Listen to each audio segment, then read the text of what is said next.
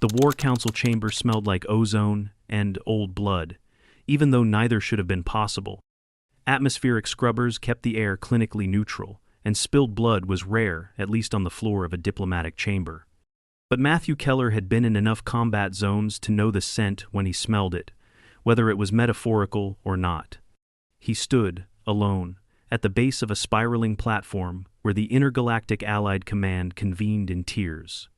Each representative species floated, stood, coiled, or hovered at their designated seat, encircling the center like predators sizing up meat.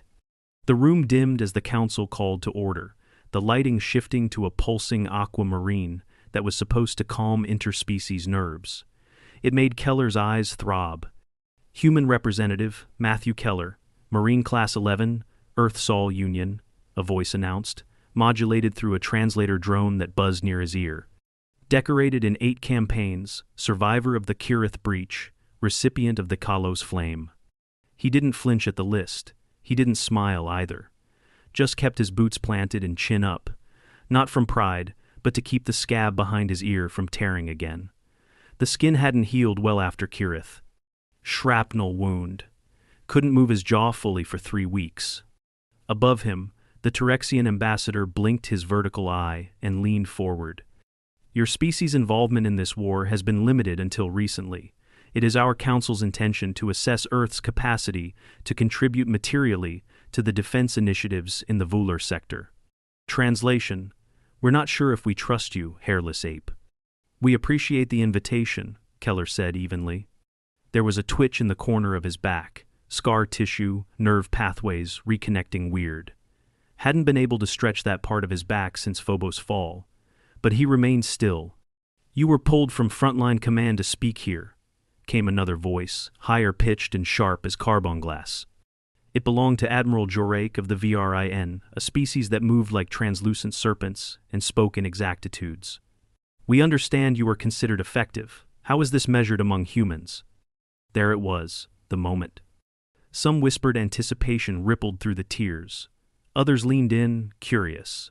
The Yalari, who numbered everything kills, hours, calories burned per campaign, seemed particularly eager. Keller's jaw moved once, as if testing if the old wound would hold.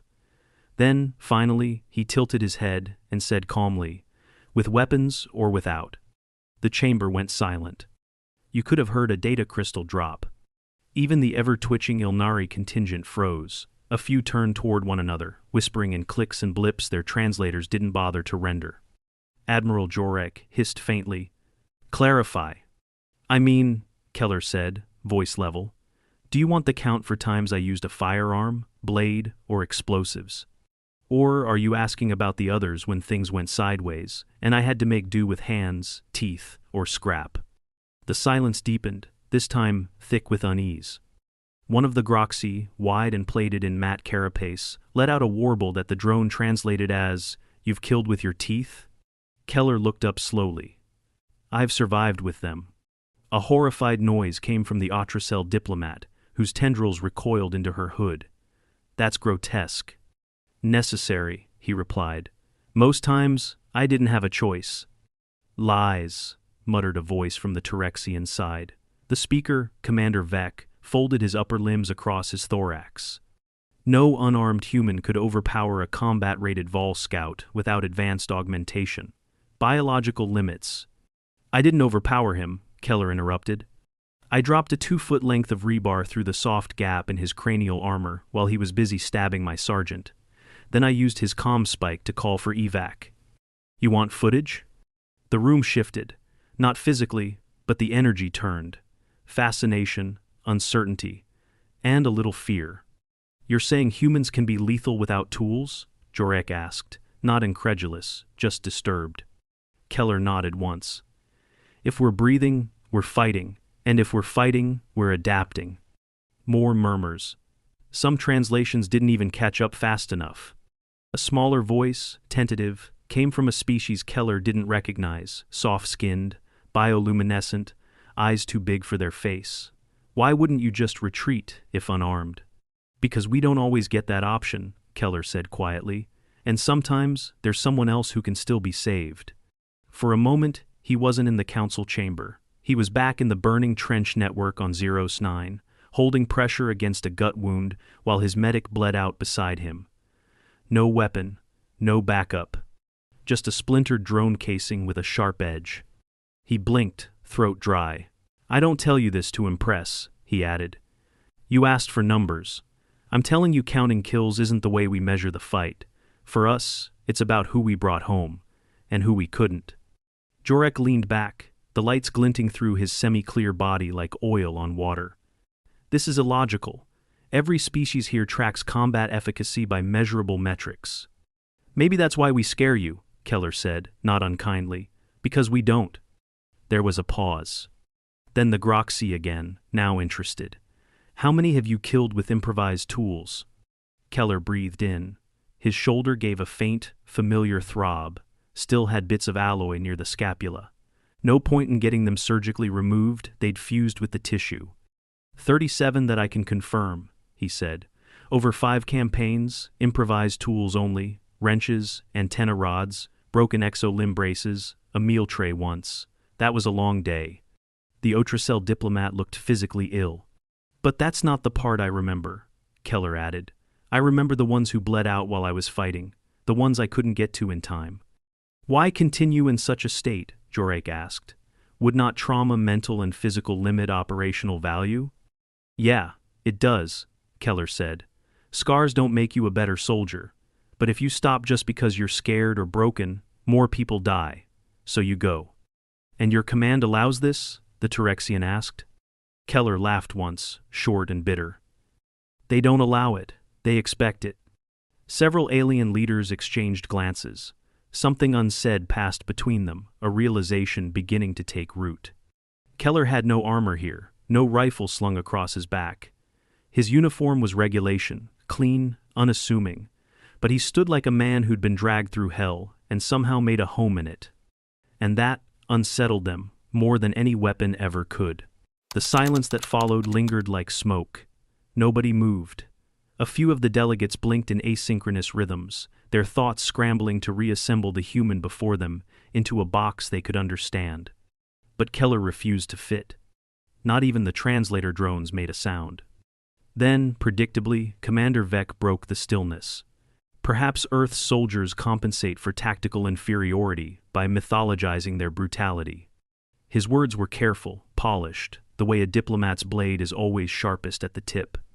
Keller looked up toward the tier where Vec sat coiled in that elegant armored chassis. "You think I'm exaggerating?" "I think," Vec said slowly, "that your species has a history of using storytelling to elevate the primitive, that it is more likely you've survived by chance than by strategic merit." Keller didn't respond right away. Instead, he adjusted his stance slightly, shifting weight off his left leg. It still ached when he stood too long, nerve damage from that crash on Selanus Ridge. Not enough to impair movement, but enough that cold climates made the joint throb like an old drum. "Storytelling helps us process what we survive," he said evenly, "but it doesn't invent the broken bones or the funerals." "You speak of funerals, not victories," muttered the Otracell. "This is not the warrior's way." "Maybe not yours." A low sound rose from the Groxy tier, like a drumbeat, slowed to contemplation. Their species valued combat stories the way some cultures valued scripture. The eldest of them, High Warrior Prexel, tilted his headplate forward. "You've seen many close engagements," Prexel said. "Tell us of one where you triumphed without arms or advantage." Keller let his gaze drop for a moment. He was quiet, long enough that some of the more jittery delegates shifted in their platforms, wondering if he would decline. But he didn't. "New Terra Moonpost 7, he began. 8 years ago, small outpost, forward recon station, nothing strategic. Vular dropped a strike team anyway, hit our comms first. We couldn't call for help. No one interrupted, not even the impatient Vec. There were 11 of us," Keller continued. "I was in medbay with a sprained wrist, a low-grade fever, and a corporal with a punctured lung. We had 2 working rifles, no grenades. Power cells were drained from the last night's storm shielding. No time to prep defenses." He lifted his eyes. "They got through our perimeter in minutes." "You engaged?" the Yulari ambassador asked. "We ran." A flicker of confusion passed through several faces. But Keller didn't pause. Pulled the corporal onto a gurney, pushed him through a maintenance corridor. Vular troopers followed, shot our medic in the back. I was second to last. Last one was Private Taylor. She locked the bulkhead behind us manually, bought us 40 seconds, enough to wedge the vent access hatch open. He swallowed. That part still came in dreams sometimes. The scrape of metal, the burn in his lungs. The way Taylor's hand slipped as the door closed. He never saw her again. We crawled through 10 meters of cable duct. I was bleeding, caught a shard from the vent panel on the way in. Left arm. Still have the scar. He raised the sleeve slightly. The old tear down his bicep was pink and faded, but unmistakable. We came out behind storage bay 3, found a length of loading pipe, heavy steel, no edges, just weight. You used it? Asked Prexall. Keller nodded once. Waited behind the cargo canisters. Let the first Vular trooper pass. Hit him low. Took 3 swings to drop him. They don't go down easy. There was a long pause. I didn't know his name. Doesn't mean I didn't feel it. And the others? Jorek asked. I led 2 survivors through the airlock service hatch. Vular cut us off before we could reach the southern ridge. Ended up sealing ourselves in cryo prep for 19 hours. No rations. One of us passed out from dehydration. We made it, though. Extraction came just before sunrise. Several delegates leaned back, visibly disturbed. It wasn't the violence they were accustomed to war. It was the proximity of it. The intimacy. The messy, uncomfortable truth that survival hadn't come from strategy or power or elite technology, but from dragging a bleeding body through a vent and swinging a pipe at a soldier's knees. How many did you kill? Vec asked quietly, almost hesitant now. 2 in total, Keller said, both with that same pipe. And how many scars? Asked the bioluminescent one again, almost inaudibly. Keller glanced at him. 12, that time. 4 stitched, 1 cauterized. Still have fragments in my side too small to remove without risking organ damage. A hush fell again. Prexall spoke first. Your kind is inefficient, but effective, wasteful in effort, exhausting to contemplate. Yet, he paused, searching, unwilling to die when others would surrender. Keller shrugged slightly. Surrender's never guaranteed to work. Most species understand when loss is certain, Jorek said. We don't, Keller answered simply. Sometimes we're too stubborn to know we've lost. The words hung in the air. There was an odd sort of weight to them, not pride, not bravado, just a factual heaviness. A quiet acknowledgement of a biological glitch, some flaw in the human psyche that couldn't accept a no-win scenario even when reason dictated retreat. Perhaps, murmured Vec, this is why your kind is unsettling. There were murmurs of agreement now, a slow realization dawning across the chamber. Humans didn't win because they were strong, or fast, or even smart.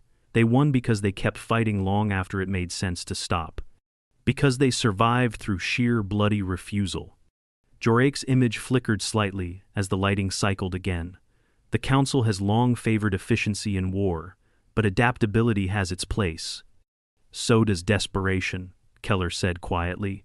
We just learned to make it work for us. A few of the species' representatives turned inward, whispering among themselves. Private comm bands lit up. Strategic equations were being rebalanced in real time. Calculations shifting not about firepower or unit count, but about survivability, resourcefulness, morale. The Groxi were nodding. The Otracell were still visibly disturbed. The Yllari were already integrating data into their combat algorithms. But the most surprising voice came from the Ilnari quadrant, a low, toneless buzz. Do you ever feel guilt? The question caught even Keller off guard. He turned toward the speaker, an insectoid delegate with glinting obsidian eyes. Yes, Keller said after a moment. A lot. And yet you continue. They're not about a fine before. Because if I don't, someone else has to. And maybe they won't come back. The Ilnari said nothing, but slowly closed his 4 hands over one another. Keller shifted again, pain shooting through his calf where the bone had cracked last year. He wore the fatigue in his joints, the stiffness in his shoulders. You didn't heal from that many impacts without becoming weather sensitive. But he stood. He stood because he always had. Humanity is not as advanced as you, he said quietly, looking at the ring of alien faces. Not in weapons, not in fleet strength, maybe not even in diplomacy. But we endure. He didn't say it like a threat, he said it like a fact, like gravity. The chamber didn't erupt, there was no applause. But the silence now was different, thoughtful, recalibrating. The kind of quiet that meant minds were changing, even if mouths stayed shut. And for the first time, Keller saw it. They weren't looking at him like a soldier anymore. They were looking at him like a factor.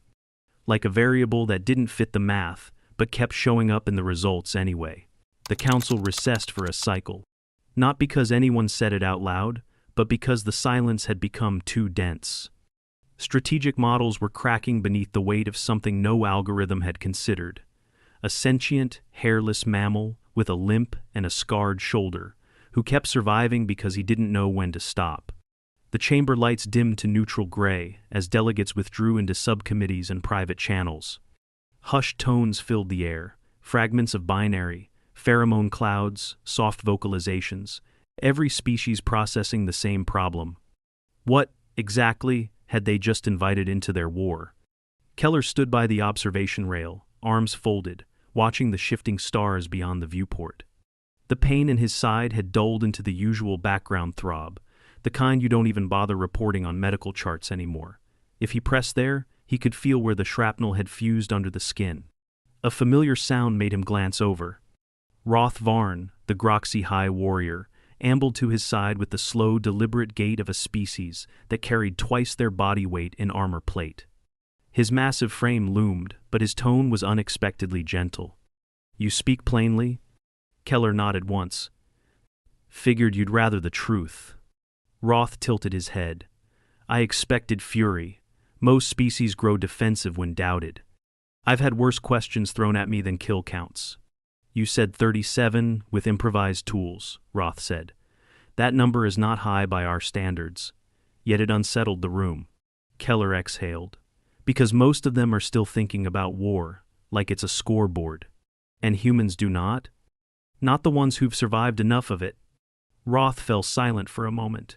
"Your adaptability is disruptive, not intentional, yet undeniable." The Groxy leaned in slightly. "There is something you must understand. To many of us, death in battle is clean, ordered. We fight with code, with machines. Your kind throws fists and metal scraps. You are entropy. Only when the plan falls apart. But the plan always falls apart." Keller didn't argue. They stood in silence until the Groxy finally gave a grunt of approval. "Your presence here will cause division." "I figured. Some will want more humans at the table. Some won't." "Exactly." Roth turned to go. "Make sure your allies know what kind of chaos they're asking for." A moment later, Keller was alone again. By the next session, the council floor was thick with tension masquerading as procedure. The Terexians filed in first, sleek and symmetrical in motion. They said little, but their inner visor displays flickered faster than usual. The Otracel followed, tighter-lipped than before, maintaining a 6-foot buffer from everyone, especially Keller. The Ilnari didn't make eye contact. But some had changed. The Groxy sat closer to the inner circle. The bioluminescent envoy from the Drellin moved their platform adjacent to Earth's. And most notably, Joriek, of the VRIN, had activated a direct dialogue conduit with Keller. "Marine Keller," he said as the lights resumed their aquamarine pulse.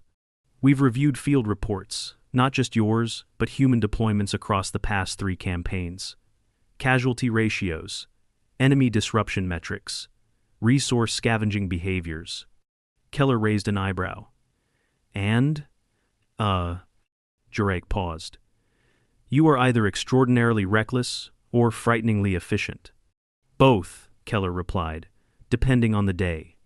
Ripples of uneasy amusement passed through a few delegations. Commander Vec, however, had no patience for levity. He shot forward on his platform. "I demand a tactical audit before any expansion of human influence in Vular theaters." "You don't audit desperation," Keller said. "You mitigate it." Vec's upper limbs clicked in irritation. "You fight like cornered animals. That is not strategy. That is madness." "It's survival," Keller replied. And what happens when that survival instinct turns on us? The room shifted again. It was a valid question, not one Keller could brush off. He didn't flinch, he just stood a little straighter. It already has, he said quietly. Back when you tried to blockade our supplies to Wren Outpost, remember? We lost 3 squads holding that sector. No food, no ammo. You called it a containment protocol. Vex stiffened. We held anyway, Keller continued. And when the Vular advanced, those starving squads threw themselves at the enemy line with sharpened tent poles.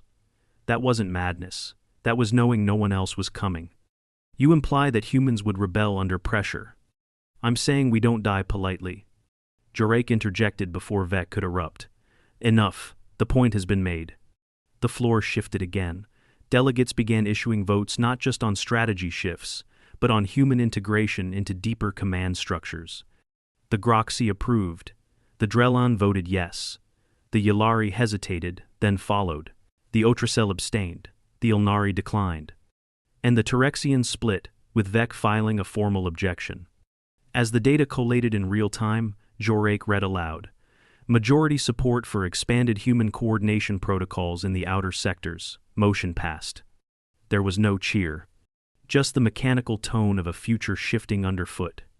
Afterward, in the quieter corridors behind the council chamber, a junior aide from the Drellon approached Keller with wide, iridescent eyes. Why did you hesitate earlier? She asked. He looked at her. When they asked about rebellion, he considered. Because the fear isn't wrong. She blinked. We don't follow orders blindly, Keller said.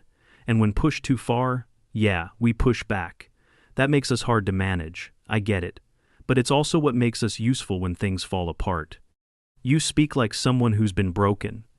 He smiled faintly. I've been broken more times than I can count. And you still return to the field? He looked at her then, not with bravado, but with something softer, older. I return, he said, because someone has to. Her gaze lingered on him for a moment. Then she stepped back and vanished into the corridor. That evening, in the temporary quarters assigned to him, Keller sat alone on the edge of the medical cot. The artificial lighting buzzed faintly. He flexed his shoulder once, wincing at the old ache. He rolled up his sleeve. The scar tissue across his bicep looked almost glossy under the lights. He didn't trace it. He didn't stare long. He just acknowledged it, the way someone might nod at an old comrade across a bar. A soft chime came from his comms panel. New transmission. Earth High Command. Briefing request. Vular border, Delta 13 sector. Human-led initiative. He let out a breath, not quite a sigh. Of course, he murmured. Because that's what they did.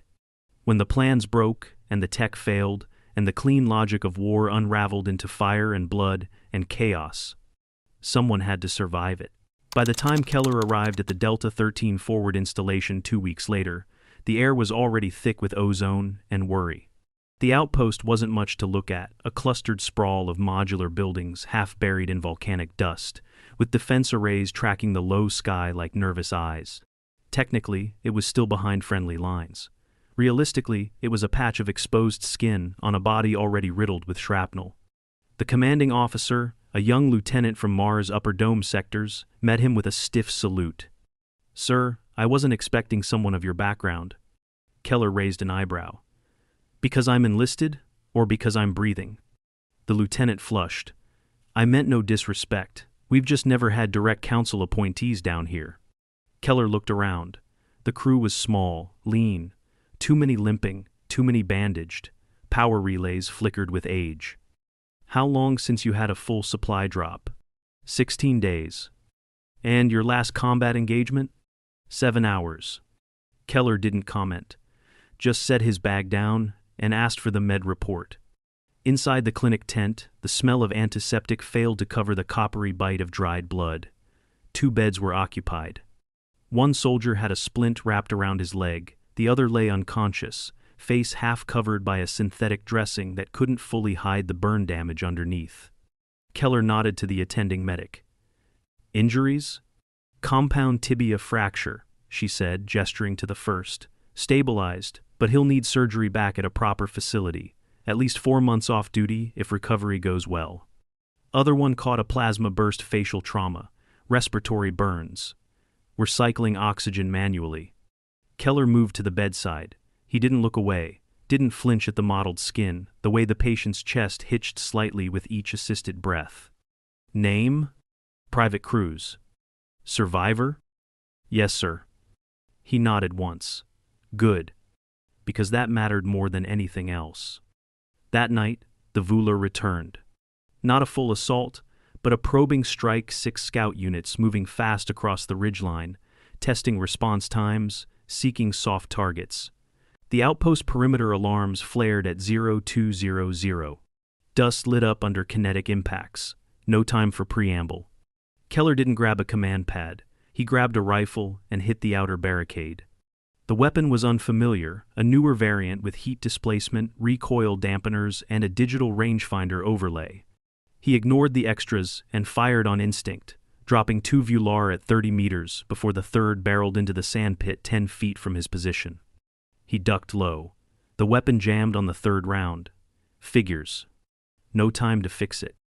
The Vular rose from the pit in a flash of movement twice his mass, clad in skeletal armor. It lunged. Keller didn't step back. He moved in. One foot hooked behind the creature's lower knee joint, the other planted hard, throwing them both off balance. As they rolled, he grabbed the broken rifle by the barrel and drove the corner of its grip into the exposed joint between the Vuler's shoulder plates. The beast shrieked and flailed.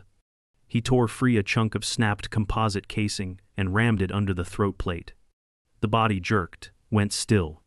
He staggered back, panting, pulse a roar in his ears. His right wrist screamed in pain, not broken, but close. Ligament strain at minimum. He'd know by morning how bad it really was. Clear, someone shouted from behind. Keller looked up, the wind biting across his face, carrying the stench of plasma and dust. They had held. Again. By sunrise, the dead had been counted. 4 Vular scouts neutralized, 2 driven off, 2 humans injured. None dead. The lieutenant approached him while the med team rewrapped his wrist. Sir, you fought like you said. Keller grimaced as the splint was tightened. Like a man with a jammed weapon and bad luck? No, the lieutenant said. Like someone who doesn't stop. Keller didn't answer. The pain was worse than he admitted. The wrist would need immobilization for at least 6 weeks, longer if he wanted full recovery. No pull-ups, no trigger work, sleeping would suck. But he'd fought because it was needed. That had always been the line. Not because he could, because he had to. 3 days later, the War Council reconvened. This time, Keller didn't stand alone in the middle. He stood beside the lieutenant and 2 Groxy warriors who had been transferred to the same outpost for joint coordination exercises. Jurek addressed the chamber. We received updated combat data from Delta 13. The human-led defense repelled a Vular incursion with minimal casualties. Vec hissed faintly. With respect, these are skirmishes, not strategic victories. They are survival, Jurek replied. And survival, in prolonged campaigns, is often the difference between endurance and extinction. Prexal spoke next. We once saw humans as unpredictable, illogical, perhaps even dangerous, but now we see they are something else. He turned his eyes toward Keller. They are the knife you find when everything else is lost. Keller didn't reply. He simply stood, wrist splinted, shoulders still stiff, watching the room navigate its own uncertainty. The vote that followed wasn't unanimous, but it was definitive. Humanity was no longer on the edge of the alliance. They were part of it. Afterward, Keller made his way through the council corridors, his bag slung over his good shoulder. The painkillers hadn't kicked in yet. They never helped much anyway. An Ilnari aide caught up to him.